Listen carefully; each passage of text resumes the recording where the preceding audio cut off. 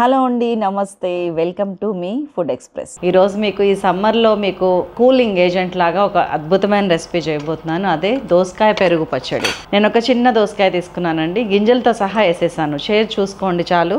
అలాగే ఈ సైజ్ ముక్కలు తీసుకోండి, గింజలతో సహా వేయండి. అండ్ దీంట్లో దోసకాయ మునిగేంత వరకు నీళ్ళు పోస్తున్నాను. ఒక 1/4 టీ స్పూన్ ఉప్పు వేసాను, అంత ఎక్కువ వేయట్లేను కావాలని.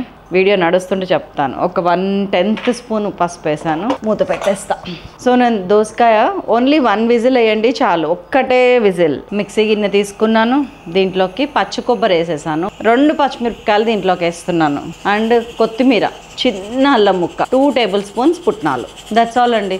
దీన్ని మిక్సీలో వేసుకొస్తాను, ఒక్క విజిల్ చాలు, కట్టేస్తున్నాను నేను. ఇప్పుడు మనం రుబ్బుకొచ్చిన ఇది ఉంది కదా, ఇది వేసేస్తున్నాను పేస్ట్. దీంట్లోకి 2 పచ్చిమిరపకాయలు నేను గ్రైండ్ చేసేటప్పుడు వేసాను కదా, ఇప్పుడు వేసేస్తున్నాను 2 పచ్చిమిరపకాయ ముక్కలు. ఇవి అసలు అన్నంలో తగిలితే చాలా బాగుంటాయి. చిన్న ఉల్లిపాయ, లేదంటే ఒక మీడియం సైజులో హాఫ్ వేసుకోండి. ఇట్లా రెక్కలు రెక్కలుగా ఒలిచి వేసుకోండి. ఒక 1/2 టీ స్పూన్ ఉప్పు ఇప్పుడు వేస్తున్నాను. ఇందాక 1/10 స్పూన్ పసుపు వేసాను కదా, ఇంకొక 1/10 ఇప్పుడు వేస్తున్నా. ఈ టైంలో ఎండుకారం వేసుకుంటారా లేదా అనేది కంప్లీట్లీ యువర్ విష్. నేనైతే మాత్రం మంచి కలర్ కోసం వేస్తాను, అండ్ కొంచెం స్పైసీగా ఉండటం కోసం వేస్తాను. మరీ తెల్లగా చూడటం నాకెందుకో కర్రీస్ అంతగా అనిపించదు. సో ఒక 1/2 టీ స్పూన్ కారం. దీంతో ఇప్పటిదాకా ఉన్న కలర్ చేంజ్ అయిపోతుంది.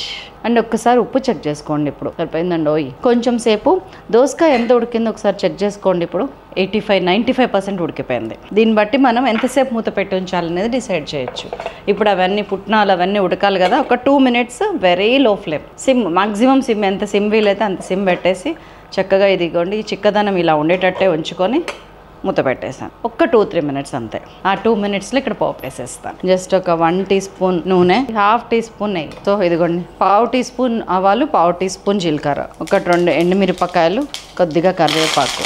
స్టవ్ కట్టేసానండి నేను పూర్తిగా. అండ్ ఇంగువ ఒక 1/8 టీ స్పూన్, 2 రెక్కల కొత్తిమీర ఉంది, అది కూడా వేసేస్తాను. ఇదిగోండి మళ్ళీ స్టవ్ అంటిస్తున్నా. ఇక్కడ మన దోసకాయ ఇది కూడా చిక్కబడింది చూసారా. ఈ పోపు వేసేస్తున్నా. నేను స్టవ్ కట్టేస్తున్నా. ఇంకా అన్ని పడిపోయినట్టే. 200 ml పెరుగు ఇట్లా దగ్గరికి చిలికాను, చిక్కటి పెరుగు. దీన్ని కలిపేస్తున్నా. కట్టేశాక కొంచెం పెరిగేసిన తర్వాత మూత పెట్టండి, ఒక 1 మినిట్ అంతే. సో మన అద్భుతమైన దోసకాయ పెరుగు చట్నీ రెడీ అయిపోయింది. ఇలాగ మీరు దోసకాయ ప్లేస్లో ఎనీ వెజిటబుల్ వేసి ఈ సమ్మర్ని తట్టుకోవటానికి పెరుగు చట్నీ చేయండి ఎవ్రీడే. ఉండనా మరి, బాయ్.